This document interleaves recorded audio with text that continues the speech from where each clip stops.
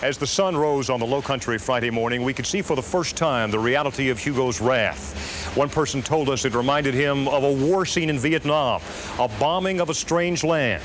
No power, no water, destruction everywhere. Would this area ever be put back together? The pictures that Friday morning told the story.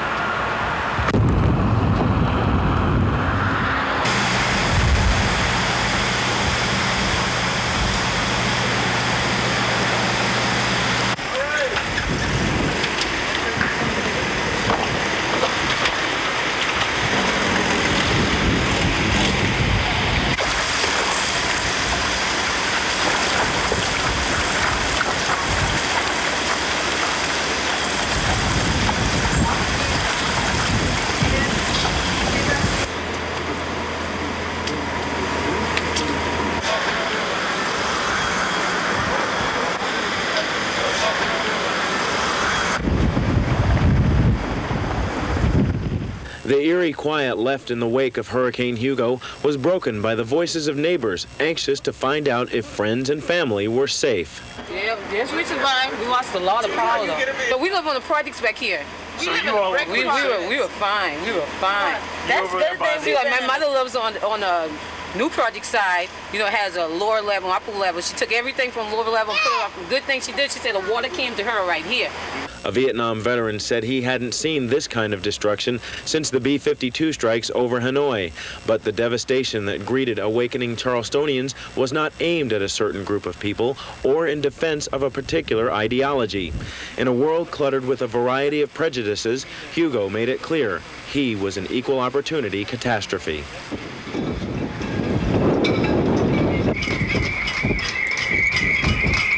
Near the Charleston Marina, Hugo left the area like a bratty child who'd thrown his toys about in a violent temper tantrum. And as a reminder of his strength, Hugo dragged a crane and its platform, weighing several tons, from the James Island Bridge construction site across Lockwood Boulevard and left it as an unwanted gift in front of a Harleston Village townhouse. Mass communications plays an important role in aiding the recovery from a disaster like Hugo, but in the first few hours of the aftermath, residents were forced to depend on outsiders for information about what was happening in their own backyard. There's one station that's been on the air, and that's out of Jacksonville. Those guys have been doing a fantastic job. If you can get in touch with them, tell them thanks. Yeah. They're Radio the only, station? Yeah, they're the only communication we've had. Well, the funny part, too, is I don't have any phones. People around the street from me, around the corner from me, have phones. Mm-hmm. Yeah, we have phones on our street. 63 Rutledge Avenue in Berkeley. We did not get that bad damage. We're all right. We lost one palm tree in the front and it snapped like somebody took a chainsaw and cut it. The historic charm of Charleston is one of the city's biggest attractions, but on the Friday after Hurricane Hugo, it was greed and morbid curiosity that brought looters and tourists into a city that Charleston Mayor Joe Riley was trying to keep his residents out of. Don't come back today, and stay tuned. Maybe come back tomorrow. We need to see, but we really need the time to get the public rights-of-way open and clear. We've got down power lines in every block. We've got felled trees in every block. In the coming days and weeks, the sound of chainsaws would become as familiar as the bells of St. Michael's Church to Charlestonians struggling to recover from one of the worst hurricanes to hit the United States in well over 100 years.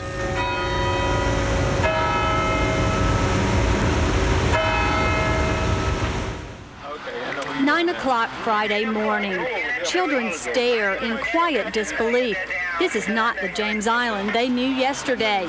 Forced to wait like refugees at a local shopping center, those who live beyond the Wapoo Bridge no longer have the freedom to go home. About all they can do is wait, but some couldn't even do that. Well, I was trying to get on to Folly Beach and see if I still had a house, and well, I didn't see why they had to keep us from going on, and I went through the barricade, and then they caught me. But I found out I still have a house, at least part of one. Do you expect to have anything when you get back? No. Have you got all your family together? Is everyone safe? My family is scattered all up and down this coast. They were all evacuated from St. Simon's all the way in Savannah. My children are in Atlanta, and I'm sure they're safe, but I'm just trying to get through to tell somebody we're alive and that we're glad to be alive. It was a rough night. A night that left James Island neighborhoods unrecognizable, with trees covering everything in sight.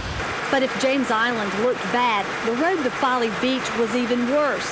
Downed power lines twisted and turned on Folly Road like snakes. Sailing vessels tossed out of the marina like toy boats. Looking for my boat. Any trace of it? Not at all. What do you think happened? I think it got crushed underneath the bridge when it tried to get forced through. The day after the hurricane, we were assigned to cover Folly Beach. It turned out to be an ironic assignment for photographer Phil Rowe, who lived here then. But that day, it was impossible to even get to this part of the island. This is the best shot we could get of his neighborhood. That's because the last mile of road just disappeared, presumably carried out to sea. It's gone. I mean, you know, we had a second floor there, and it's pretty much on the ground here. Throughout the inside, you know, we've got a lot of extensive water damage.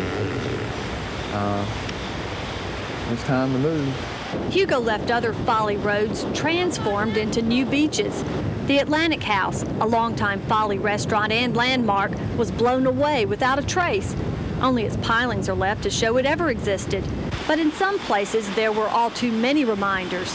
Too many homes did not survive, but the people did. I'm so proud of these people for getting off and taking this thing serious. I doubt if we had 20 people that were foolhardy enough to try to stay through this, and I think that's just remarkable.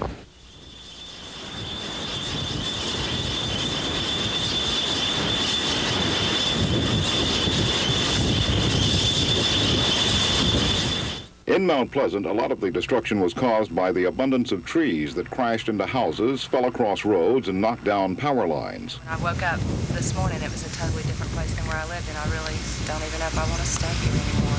You know, it's just terrible. But we're lucky. We're lucky. I mean, we're okay, so that's all that really matters. I worked for Sea Ray of Charleston, right. And we took 8 big boats over near Canehoy off of 41 off the bridge. And last night, you know, there were about 50 boats in an area where we were. And we had double and triple anchors out on all of our boats, on our 8. And when we woke up this morning after everything kind of settled, there were 33 boats between us and the bridge. There are 2 left. We had a brand new 38 Sea Ray that we don't even know where it is. I mean, we can't find it. We can't even see any part of it. At Toller's Cove, boats in the marina were picked up and slammed into the complex and the highway approaching the Ben Sawyer Bridge. One resident of Snee Farm says he believes a tornado did much of the damage. Like a train going through us, I think a tornado came through this area. Just about everywhere in Mount Pleasant, trees made roads impassable as residents began cutting their way out of their twisted and tangled yards. Because of all the trees, it appears that very few homes in the Mount Pleasant area escaped the wrath of Hugo. Meanwhile, the barrier islands east of the Cooper looked like the target of a bombing run the morning after. On the Isle of Palms, for many residents, the worst fears became reality as the morning after revealed the nightmare of Hugo's devastation. Damage on the Isle of Palms was massive, some homes looking as if they had literally exploded. All that's left of this residence are the stairs that led to a house that vanished. We talked to one resident who chose to stay on the island and ride out the horrifying hours of Hugo. When the wind started shaking the house trembled for about two hours. It was like a freight train for 2 hours coming by here. I was scared. We asked Brown if he would make the same decision again. I'm not sure I would. I can tell you the truth. I'm not sure I would do it again. It was that scary. I mean, this house shook and shook until the back part of the roof blew off, and it was. No, I thought it was going to be a tough one, and it was. And on Sullivan's Island, the scene was the same, with houses demolished, trees uprooted, and power lines and debris littering yards and streets.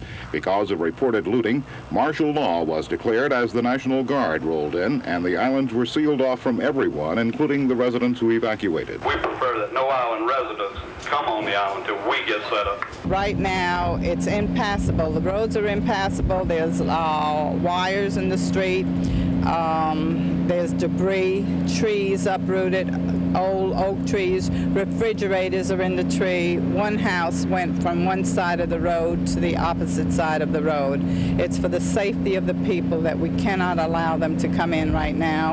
And then when we do allow them to come in, it will only be residents that are living on this island. We will have nobody coming sightseeing. Some residents did try to return to the islands the next day, but confronted more evidence of Hugo's fury. The Ben Sawyer Bridge connecting Mount Pleasant to Sullivan's Island and the Isle of Palms was dangling at a 45-degree angle into the water.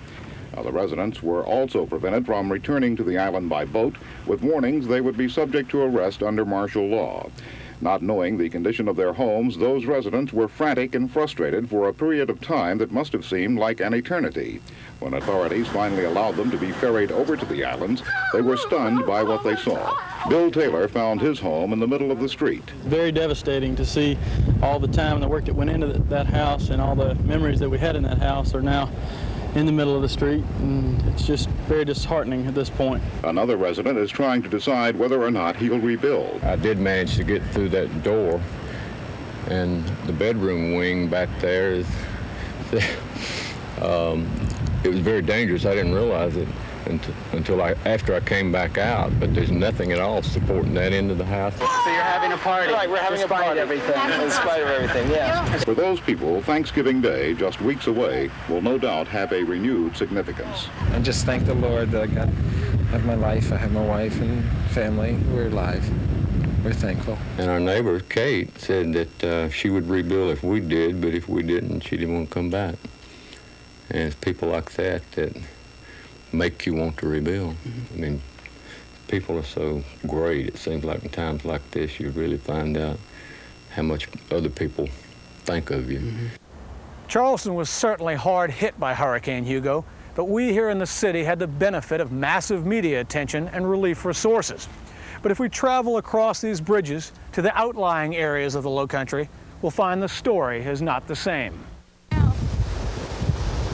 I have so many friends that have no place to stay. Everything they own is gone. It's awful. The cries of anguish echoed north along the barrier islands as far as Myrtle Beach. Oh boy, that thing was a bitch. Licking the wind blowing, it raining, it just lick. As if I die, I'm gonna die right here in the house. And continued inland along the winding country roads as far as Sumter. It's like nothing that you ever want to see. And everywhere, the feeling was the same. It's so bad. What can we do? We can't clean up this mess. But it was a question that seemed to fall on deaf ears in so many neighboring counties after the hurricane. For as media and relief zeroed in on Charleston, the anguish of the small towns and remote islands was replaced by anger, as people out here found the much publicized response to be like so many straws in the wind. And watching the news, all they're talking about is Charleston. Nobody mentioning nothing about Manning and Clarendon County. We haven't been on the news. We can't get radio stations from Charleston, or only Charleston. That's my hometown. I'm glad to get in touch with my sister, Frances, but I mean, it's awful up here. There's no communication, there's no water, there's sewage in the house, the septic tanks are running all through the houses. I just stepped in some. You know, there's shrimp everywhere, live shrimp on my living room floor, and that's okay. We're laughing through it and loving through it. This is horrible. People in Jamestown, Alvin, St. Stephen's, Bono Beach, Pineville, they feel like that the whole world's forgot about them. Because all they hear on the radio is Isle of Palms, Isle of Palms, Isle of Palms, and they don't get no relief.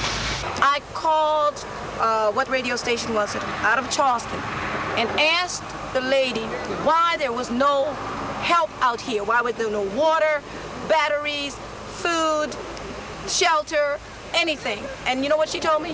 Where is Mcclellanville? Mcclellanville is in fact inside Charleston County, only a half hour north of Mount Pleasant. But the little village whose isolation had been such a benefit before now found itself alone and in a desperate situation, as wind and waves ripped down so many of the great oaks it was famous for, flattened houses that had stood for more than a century. Others were broken wide open, with pieces strewn everywhere, and those that were still intact reeked from the stench of a new coating of pluff mud. The churches weren't the only thing bent out of shape. as the town's only industry, shrimp and fishing, was in shambles, and the people were in shock. How bad is it, do you think? It's almost total destruction. I think that the houses that are standing have got a lot more damage than people realize. And of course, the total economy of the town has just been wiped out. The crab and shrimp industry is just completely gone. There's no facilities, no boats, no nothing left. The tidal surge that came through Mcclellanville was estimated at 17 feet, enough water to carry huge trawlers high on land, spawning remarkable stories for those who stayed on board. Where'd y'all spin the hurricane? Boat. You're kidding me? You were on this thing when it went up on land? Yeah. What was it like? Can't describe it. Just a big wave just came up, or was it the wind, or what? It used to be a two-story building stood right here. I got the roof of it still hanging on the other side of my boat here while we went over the top of it. For nearly 2 days, the plight of Mcclellanville was practically unknown to those outside, and even those inside had a difficult time recognizing what was left standing. I don't think this town has ever seen anything like this before, ever. Where have y'all got places to stay now? No, not a thing, not a thing, not a thing. And friends of ours' houses are gone, absolutely gone. The flood left furniture high in trees, piled up trucks and cars like so many pancakes, and left people's lives and possessions in tatters. Schools of fish still swam in puddles in yards and houses days after the storm. And even though some could find humor in the rare emu that wandered lost through the town, there was nothing funny about the rising water that carried houses into streets and flowed freely through emergency shelters like Lincoln High School. The evacuation center, they were shoving kids up through air conditioning vents to get them. They only had a foot left of water in the ceiling before they all drowned. All these cars are parked up there. Nothing touching nothing. And everything floated over here. The water was flooding in and whatnot, man. It got so high, man, and whatnot, you couldn't even hardly see, man. Really? Yeah. And kids was in there. I had my boy up on my shoulders, man, and whatnot, riding my shoulders.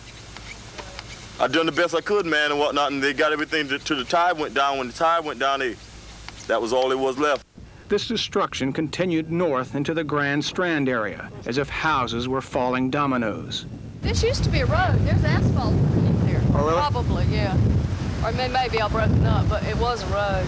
Before, Folly's Island was reverently termed arrogantly shabby, and those who got a place on the crowded beach were considered lucky. But luck ran out as Hugo swept in, turning shabbiness into shambles and humbling any hint of arrogance. How do most people feel about this? I mean, I imagine you're all in sort of a state of shock. We're just tickled to death that everybody's alive, right? Do you think Folly's Island can come back? Will you come back and live here? No, I would love to, but you know, if you look at this is not a summer resort anymore. Nobody's going to be here. It's going to take years to rebuild this place, and you know, the prices are phenomenal already. If anybody's going to rent a place, they're going to be scalped, number one, and number two, look at it. It's not reparable. What was left of Folly's Island seemed on the verge of collapse, hanging on as if by sheer will, but inevitably doomed to the wrath of the next powerful storm. What physical change did he make besides the houses? Oh, he took away the dunes. There's no sand anymore. There's no protection. Do you think people are going to be able to come out here and live on Folly's again without fear of the ocean? No, not without fear of it. Our house never had an ocean view before. We've got one now.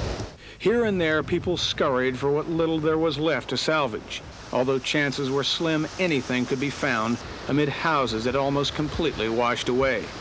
The tidal surge had swept across the beach, taking dunes, houses, and anything else that stood before it. And much of this former paradise ended up in heaps across the waterway on the other side of the island. But even after it punished them, turning on them with savage fury, most were unwilling to break this fascination with living so close to the sea. Can't leave this beach. Can't leave this beach. I'll be back next weekend fishing right out there. Y'all packing up for good? Hell no, we'll be back. Planning to come back, huh? Yeah, man. You got anything left? Well, we got a lot. We were here in 54. We coming back. The concern of just who was coming back to the string of battered islands became a major security problem.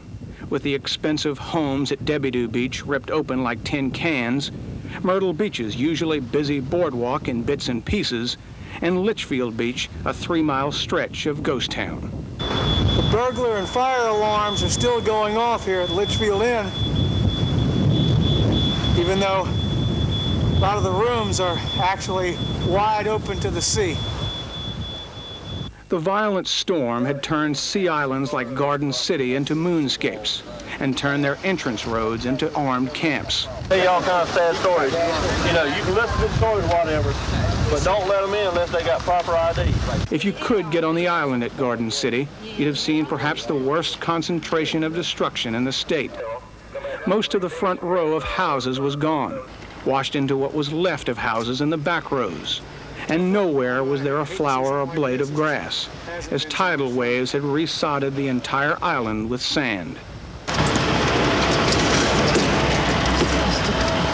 And while the bulldozers worked to clear the mountains of debris, gloomy waves continued their work on the remnants of seawalls and house foundations, as Hugo left a mocking trail of man-made attempts to contain Mother Nature.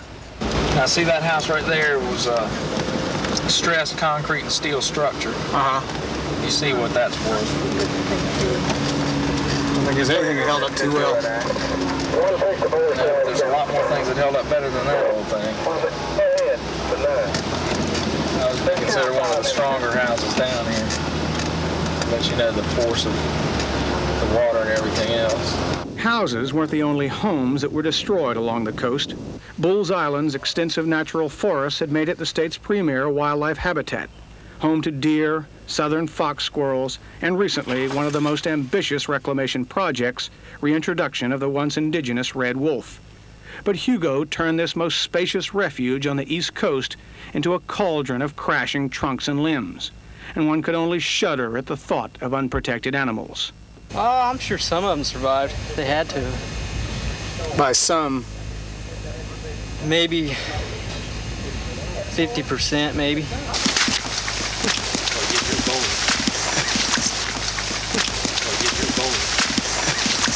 Wildlife authorities clambered back through the tangle of what had been spacious trails and meadows. There's no such thing as a road anymore. Hoping to pick up radio signals from transmitters embedded in the family of red wolves. How close do you think he is? It's probably in that brush pile that's back over here. It's not very far, maybe 25 yards.